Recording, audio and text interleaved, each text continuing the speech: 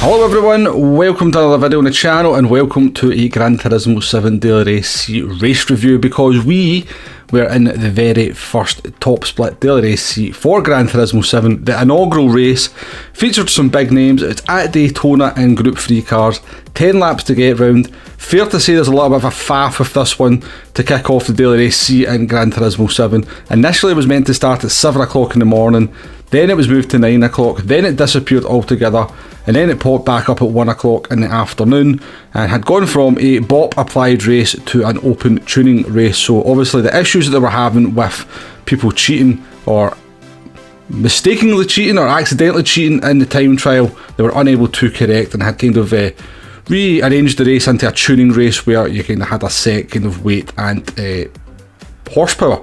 Now, this was my very first venture into a daily race C lobby, or a daily race lobby in Gran Turismo 7, and I have to say it's a little bit of a step back from GT Sport. For example, you cannot at a message at someone. You've got the grid there on the right hand side that you have to scroll up and down to see all the drivers that are present and correct.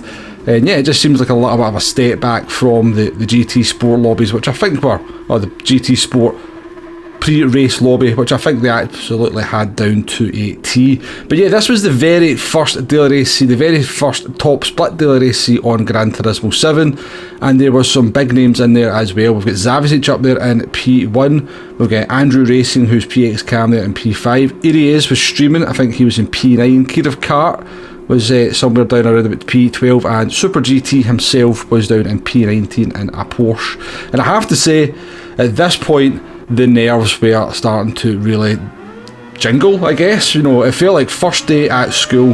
Don't know why, it's not like we've not been in this position before, but the very first daily race C, this is what I'd been waiting for a long time. And yeah, we're in a good position to maybe get a decent result. The nerves were absolutely, you know, the barflies were bouncing out my stomach here, and you know, we're in a good position here to maybe pick up a good result as well. So definitely felt like a very, very surreal experience. Like we were making history, I guess, a little bit, you know. At the end of the day, this is the very first top split daily race C, so there is a little bit of history in the making, I guess. But yeah, with those barflies, just determined not to make a silly mistake in the opening lap. The right foot was very heavy indeed, and yeah, with GT7 it is very easy to make a very silly mistake, particularly at Daytona as well, because there is some nasty hairpins there where you need to get on that power nice and early.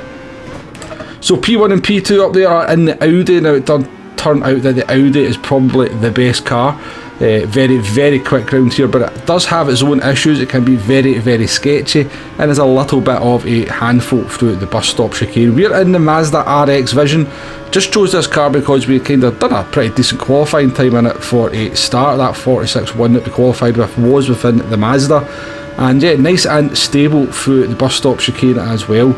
And I knew that the Audi was not as good on fuel as the Mazda, and it turns out that the Audi kind of even struggles to get 5 laps without a little bit of fuel saving, and the Mazda can quite comfortably do 6 laps with a little bit of fuel saving. And also, as you get a half decent example there, the Audi is a handful through that bus stop chicane, whereas the Mazda feels pretty stable. So the tactic for this one pretty early on was to just try and do a bit of fuel saving. No point getting involved in too many silly battles at this point. So we're moving out of the slipstream there of Jensen in front just to make my intentions clear. We have no intention of making an overtake into turn number 1. I just want to sit behind them, save fuel, and even though these drivers in front of me are much quicker than me, that Audi through the bus stop chicane kept bringing them back, and you're going to see a prime example as somebody with the car control, handling and speed of Zavicic has managed to get it wrong there in the Audi going through the bus stop. So, you know, if you've made that mistake yourself, don't feel so bad. If a driver of Zavicic's ability is making that mistake, then we can all make that mistake. And yeah, I've been there and done it several times myself. As the day progressed. Up into P2 now, we're still in the slipstream here of Jensen, again just saving fuel as we come into the left-hander as it goes on to the oval part of the course. Zavicic, who appeared to be in a little bit of a mission, probably a little bit angry with that mistake, has caught right back up to us and easily makes the move up the inside. We didn't make it difficult for him, and I kind of jumped back into Lucas' stream just after this race, and I could see that, you know, winning the first daily race C was definitely something he wanted to do, so we didn't make that too difficult there at that point. And again, it just allows me to save fuel all the way down the straight here. So lap number 4 we're on now, and you can just again get a bit of an example there as into what that Audi is like through that chicane. Now people did get a lot better at it as the day went on. It didn't seem to be anywhere near as much of an issue. I've actually managed to get a half decent setup, sort of based on somebody else's setup, but then kind of tweaked to my kind of driving style to make the Audi fairly stable through there. But lap number 5 we're all going to come into the pits here, and you can see that we have a lot more fuel than both Jensen and Zavicic up ahead. So this was quite interesting actually, because I had done a custom race and also within a lobby, and the refueling was really slow. I mean, like really slow.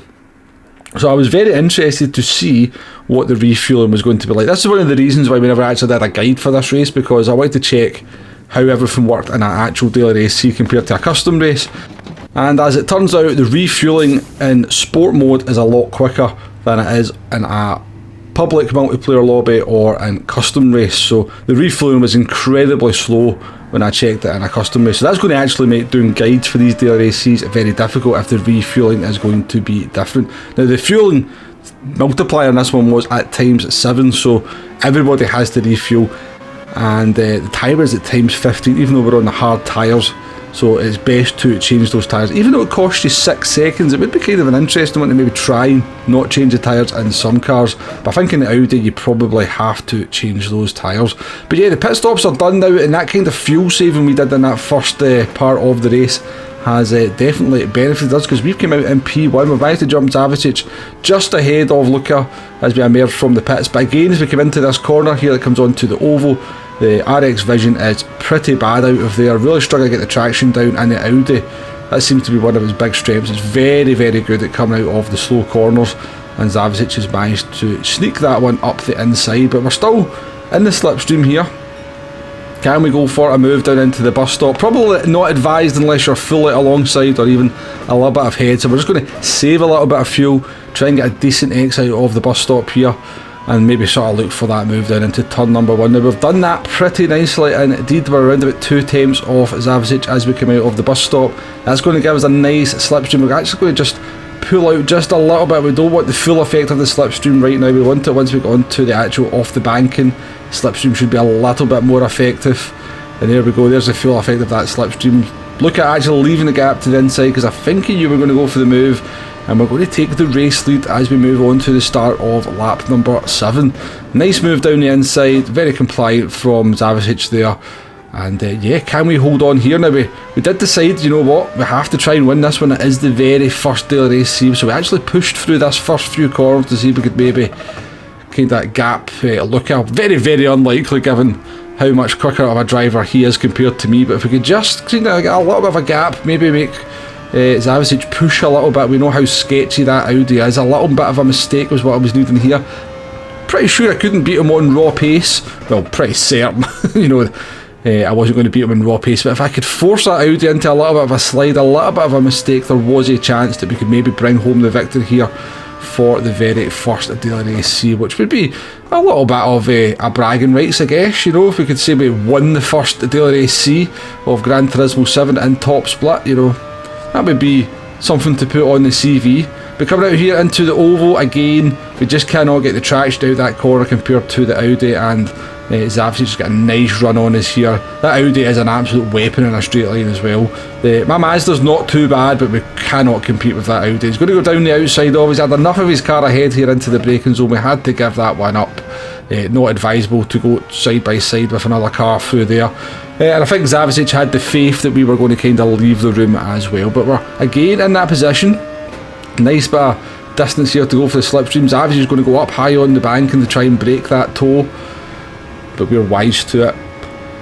But we're not really getting the same kind of slipstream here as we were in the previous one. We're not really in the slipstream now. It looks like we've actually maybe decided that this one is over, because at some point, you know, you have to just admit defeat. The quicker driver has won the battle, and yeah, I actually think at this point I maybe decided I'll just kind of stick with Zavicic. Hopefully makes a little bit of a mistake. We'd already seen him make one on lap 2 or 3, so there was always that hope he could make another mistake. But you know, maybe that was just wishful thinking. A driver of that ability doesn't make 2 mistakes in one race, and you can see here as we come to lap 10, he's gapped us by a couple of seconds. Now Jensen, who was in the battle at the beginning of the race.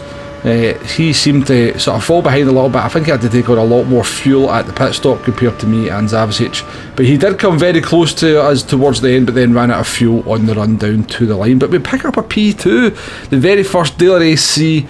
More than happy with that. Very, very tense race. Great to race with Zavicic and Jensen up at the front, and yeah, happy days. Now with the glory, or after the glory, let's be honest, we jumped on Monday night, and well, yeah, we had a little bit of a torrid session, I think it'd be fair to say. Starting way down the order as well. Our 146.1 wasn't quite stacking up once it came to Monday night, and a lot more of the big guns came out, and a lot more people had a lot more time to set lap times, and we had an instant at the bus stop ourselves here in the Mazda. The next race we had to take avoiding action on JB and basically put ourselves in the wall. The right thing to do, but frustrating all the same. It did feel like they broke an awful early for that corners. I don't think we were missing it, to be honest with you. A couple of races later we had moved on to the Audi, and we were having a little bit of a battle here with friend of the channel Lawrence 321. We're going for the move down round the outside. He just clips the back of us and pushes into the mother of all drifts. Now I thought we were going to hold that there, but the tyre barrier had other ideas. You know, had that tyre barrier not been there, I think I could have saved that and still brought the car home in P10. Lawrence just slight misjudgment, maybe even a little bit of a misjudgment on my part as well. Lawrence did wait for us. So we've left the most embarrassing moment right to the very end, our big red face moment. Super GT currently, or was live streaming to 10,000 people at this moment. Coming up behind us on lap 9, I'm thinking, you know what, let's have a battle with the legend himself. Let's get our Super GT moment, but no, we decide to bin it, don't we? Decide to exit stage left. To be fair, Steve was actually quite sympathetic to our plight. I went to watch back the stream. I was expecting quite a sarcastic, very Steve-esque sarcastic comment after that accident, but he was actually quite sympathetic. But yeah, after the glory comes the harsh reality, but good fun all the same. Hopefully you've enjoyed this race review here. Please do hit that like button, please do hit that subscribe button if you haven't already, and I'll catch you on the next one. Goodbye now.